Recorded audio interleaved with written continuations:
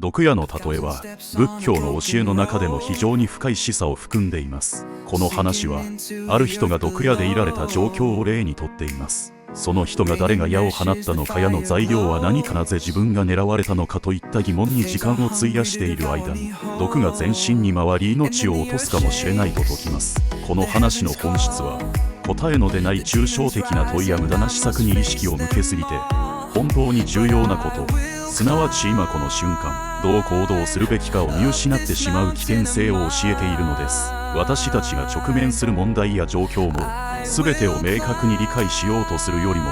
まず解決へと動く姿勢が求められる場面が多くあります。この話を日常に応用すれば、より主体的で効果的な生き方ができるかもしれませんね。毒矢の例えは私たちに重要な人生の教訓を示してくれます。この仏教の教えは無駄な施策にとらわれることの危険性を強く訴えています。毒矢で射られた人がいた人や矢の詳細についての問いに固執するあまり、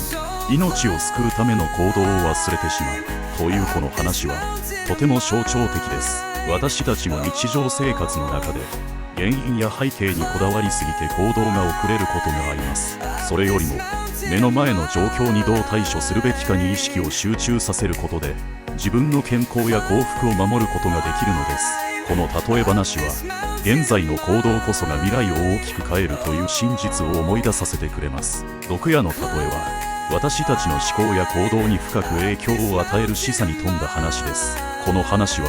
毒矢で射られた人が誰が矢を放ったのか、矢の材料は何かといった疑問に固執している間に、命を救うための行動を取らず手遅れになってしまう状況を描いています。この教えが伝えるのは、人生において不要な施策や疑問に時間を費やすことの無意味さです。私たちが困難や問題に直面した時、全てを解明しようとすることにとらわれるのではなく、まずは解決のための行動を起こすべきだとこの例えは教えてくれます。行動を起こすこと、目の前の状況に集中すること、それが問題解決への第一歩になるのです。そしてこの思考は日常の幸福や成功を生む鍵となるでしょう。毒矢の例えは私たちの行動の優先順位を考え直し、自分の力で未来を切り開くための指針を示しているのです。毒矢の例えは私たちに人生の本質を教えてくれる真意話です。毒矢で射られた人が誰が矢を放ったのかや矢の素材について考えすぎ、救命の行動を取らずに命を落としてしまうというこの話は、無駄な施策がどれほど危険であるかを示しています。日常生活の中でも問題の原因や背景にこだわりすぎて、解決のための一歩を踏み出すのが遅れることがあります。しかしこの例えは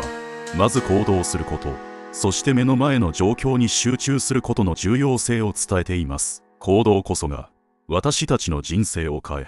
未来を作る鍵であり、この教えを実践することでより豊かで意味ある人生を送ることができるのです。毒矢の例えは私たちの行動と思考に優先順位を与え、自ら未来を切り開くための道しるべとなるのです。